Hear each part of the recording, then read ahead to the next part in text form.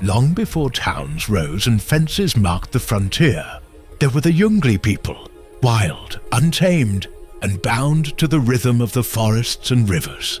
They were not seen often, but their presence was felt everywhere. Footprints in the mud, strange symbols carved into trees, and whispers carried by the wind.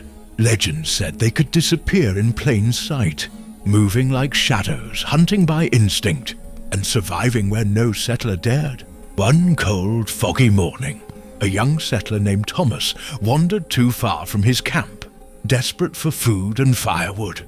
He thought he was clever, following signs in the forest, unaware that he was walking straight into the heart of the Jungli territory. The deeper he went, the more he felt eyes watching him. Silent, patient, almost judging. Strange chants echoed from somewhere far off, though when he ran toward them, the sounds would vanish. As night fell, Thomas realized he was hopelessly lost.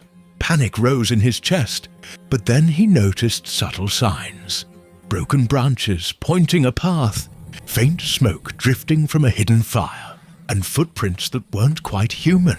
A pair of glowing eyes watched him from the shadows, and he froze. But instead of attacking, a figure stepped forward, a Jungli elder, tall and lean, with a piercing gaze that seemed to read his soul. They did not speak, yet Thomas somehow understood. The forest was alive, and survival depended on respect, patience, and courage. For hours, the Jungli people guided him. Silently, carefully, back to the edge of his camp. He returned with more than firewood and supplies. He carried with him the knowledge of a world untouched by greed, a way of life older and wiser than any town or law could teach. The Jungli people remained in the shadows, guardians of the wilderness watching over the land, and reminding all who dared to enter that some truths of the frontier were meant to remain wild.